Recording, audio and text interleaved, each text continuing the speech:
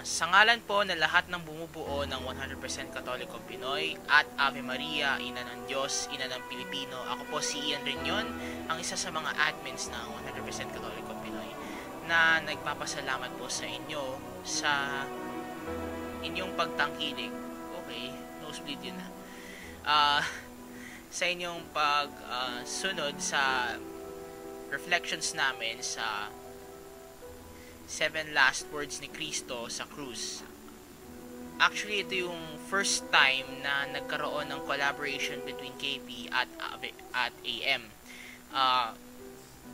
Last year, KP lang yung gumawa nito, but since nabuo yung Ave Maria, parang nag-collaborate kami with its moderator, Kuya Weldan Panginiban. And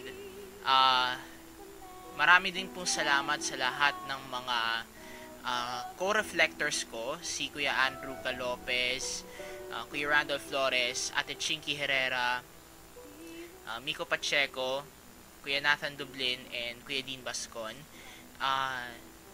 Marami din salamat kay Kuya Jason Bayogo dahil sa kanyang layout ng cover photo, poster, and siguro yung DP. Di pala kami nagpalitan DP.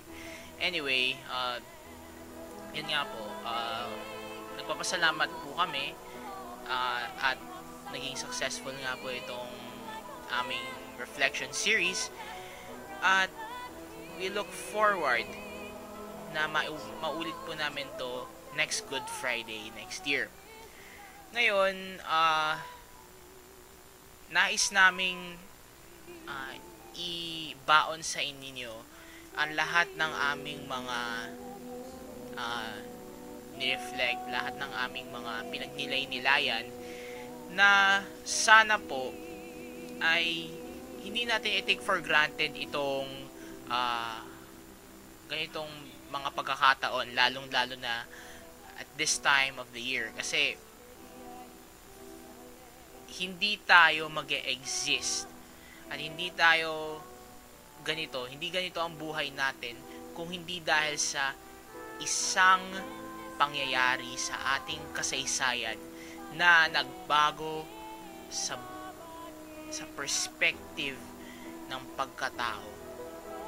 Well, that's a secular perspective actually. Pero sa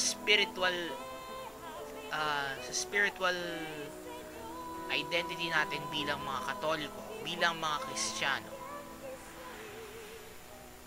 ito ay isang napakagandang experience.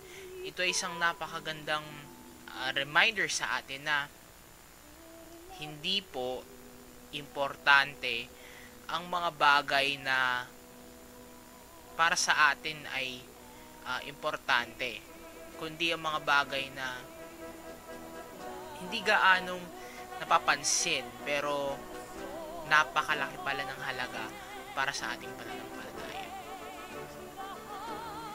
And with that, muli nagpapasalamat po kami, at ako po si Ian Reñon.